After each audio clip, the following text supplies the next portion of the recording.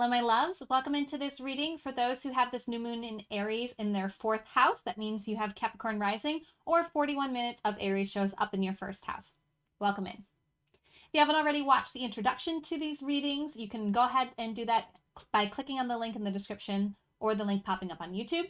Remember, this is Act 1 for this new moon in Aries. We are going to be having an Act 2, which includes a solar eclipse in Aries at the end of this solar phase, the end of this lunar phase as well. So, the houses in our zodiac story represent where things happen for us, the area of our life that the influential energies impact. So the 4th house is ruled by the 4th sign of the zodiac, which is Cancer. So the theme of the 4th house is the house of home. This could include areas of your life including nurturing, family, youth, origins, and ancestry. This is also where any Aries planets occur in your chart, because this is your Aries house, using the whole house system. This is where all of your Aries energy will manifest for you. So for me, I have 4 planets in Sagittarius, and they're all in my 4th house.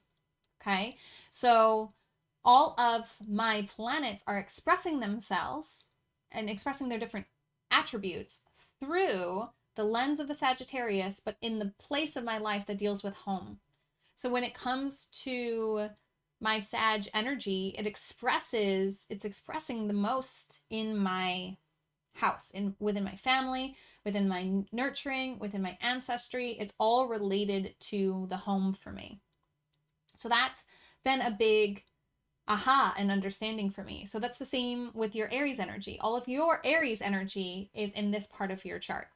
And even if you don't have any Aries planets and you're just a background Aries, you are a background Aries, this is where the new moon is happening for you. So the new moon itself, the transit of the moon, is highlighting and impacting and wanting you to look at this area of your chart, even if you have no other planetary bodies there. Okay? Let me know if this makes sense. It's the first time I'm really describing this aspect of the chart. But I think it's really helpful and helps tie in the solar readings as well. So if you haven't watched your solar reading and found out what planets you have in Aries, if any, here's an invitation for you to do that. So for this reading, for the new moon, part 1, act 1, we're going to be finding out how you can stay true to your home through the changes that are happening from the Angel Therapy deck. So if you haven't already closed your eyes, taken a few deep breaths, and opened your heart to receive the guidance most aligned for you at this time, I recommend you do that. You don't have to, but it is supportive. You can call in your spiritual support team too, if that feels good to you. Pause the video if you need more time. Always remember that's an option. Your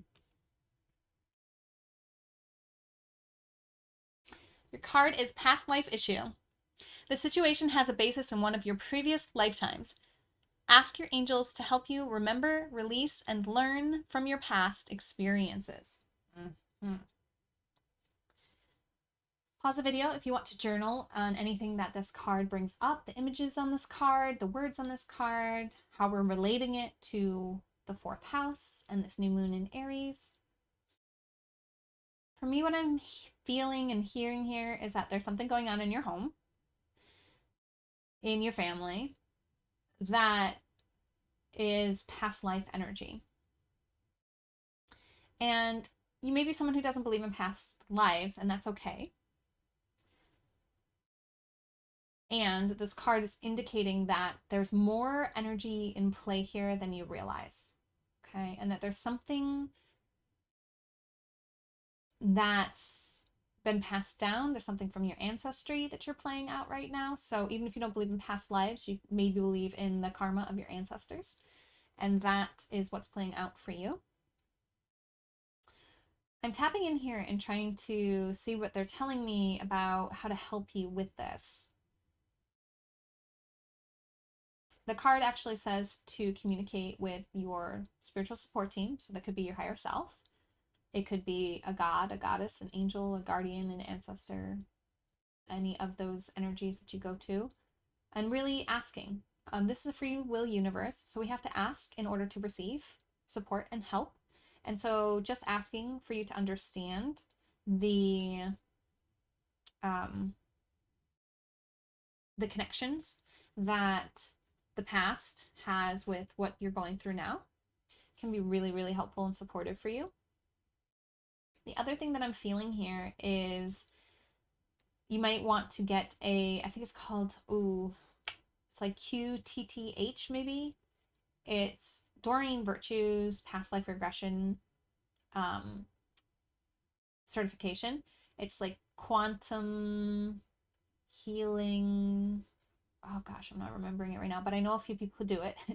So if you're looking for like a past life reading or past life regression, definitely seek somebody. If you already know somebody in your space, definitely connect with them. If you want me to link you to the people that I know who do it, I can certainly do that for you. But this is an invitation for you to recognize that the cycle that you're in, whatever's going on in your home right now, how you can stay true to your home is by recognizing that the energies that are going on are related to your past. There's something you're living out karmatically right now that's affecting your house, your home, your family. Not in a bad way or in a good way, just in whatever way it's showing up for you. For me, what helps me recognize like a past life issue is when I notice I'm more upset about something than the situation calls for. So as a kid, I used to get super defensive, angry, burning hot, like just boiling angry whenever somebody didn't trust what I said. Whenever I said something and my parents didn't believe it, even if it was like totally out of the realm of possibility. Like we were flying and I was like, look, the water is purple, and totally dismissed for that, right? And I'm like, but why would I make that up? The water is purple. But I got so angry about it and I held on to that grudge for so long. And it took me a while to realize that this was a past life thing, that in a past life, there were people that loved and supported me that didn't believe what I said. And that was a deep core wounding for me in those lives. Less so in this life, but it still triggered in me this like extreme frustration beyond the situation, right? Like a kid says the water's purple, like kids make things up all the freaking time. Like why would a parent believe them, right? And so my reaction to it was just not equal to the situation.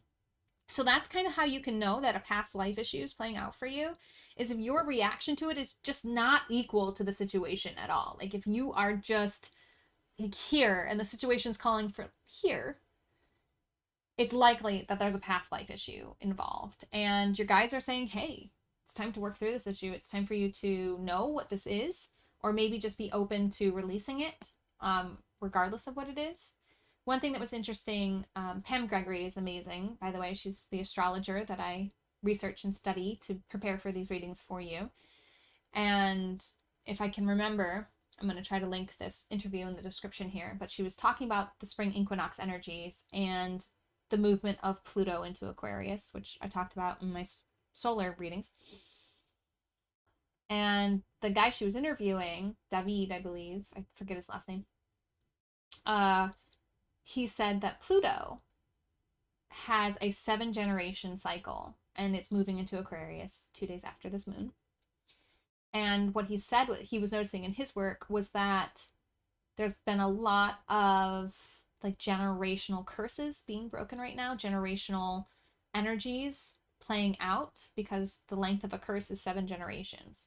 So, and what he was also finding was it was a lot of the times the curse giver who was living out the effect of the curse in this life.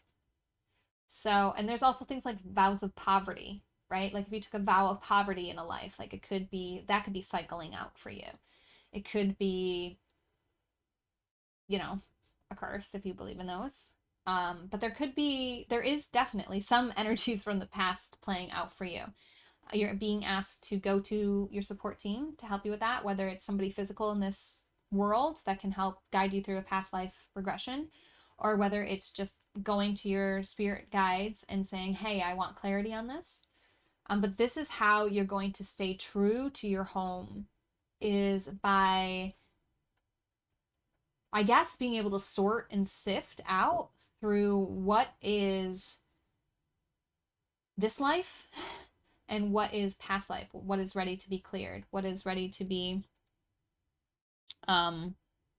understood and healed. Yeah, release, learn, and heal from the past experiences. So that's necessary for you to stay true to your home, to continue to show up in your home and for your family in the ways that are true to you, is facing this past life issue and learning from it and moving on from it.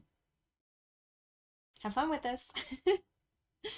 All right, my beautiful fourth house Aries Capricorn risings, as always, namaste. Let me know if you have questions. Let me know how this resonates. The universal light within me salutes and honors that universal light within you. Namaste.